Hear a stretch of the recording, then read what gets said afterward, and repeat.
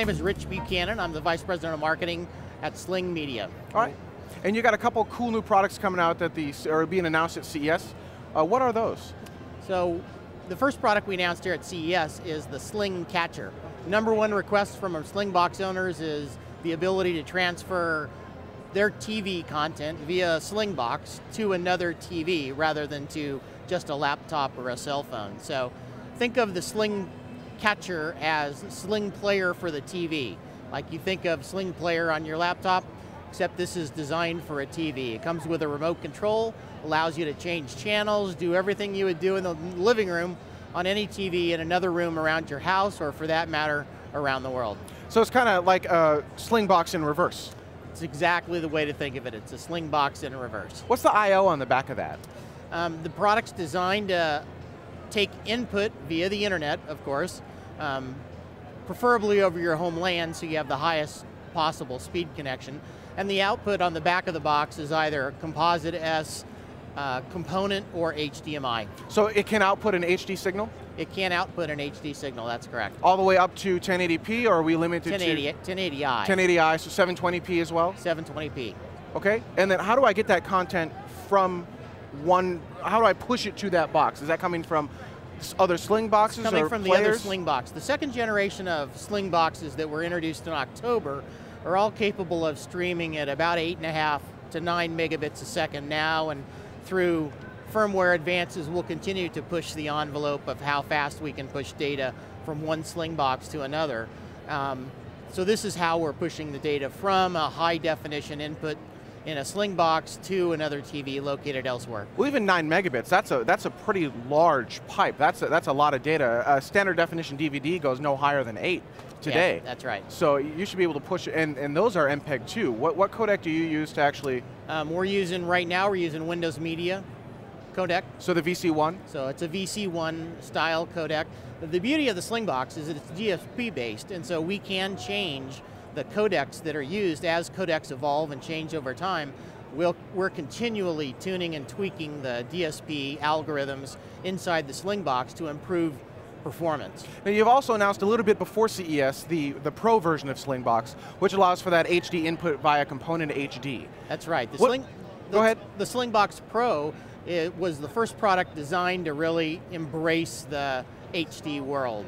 So we included a dongle with the product that's called the HD Connect. It's a separately available accessory, and it accepts component input and stereo audio input as well as output. It's how you get a high def up to 1080i signal into the Slingbox for compression and transmission. And then what is the fundamental hardware difference between a Slingbox Pro and the original Slingbox? Or is it kind of the same thing but just with a different I/O? Well, the Slingbox Pro is a much more sophisticated front end. Since we can obviously take up to 1080i, had to be a much more robust front end to the DSP. It also required a much higher performance DSP in order to deal with much higher speed data being provided into the front end of the Slingbox, such as the 1080i signal. So what is the maximum resolution that can be pushed out of or into and then out of a Slingbox Pro? Well, the resolution in is a 1080i is the max. The output is totally dependent upon the available network bandwidth. So we preserve the 16:9 aspect ratio of the signal, regardless of the terminal speed of playback. So you could be outside of your house where you're frequently capped at 300 to 700 kilobits a second. You'll still get your 16:9 aspect ratio, but it's going to be more the equivalent of a 480p kind of image quality, because once you've gone through the codec process, it's almost impossible to translate that to a true resolution.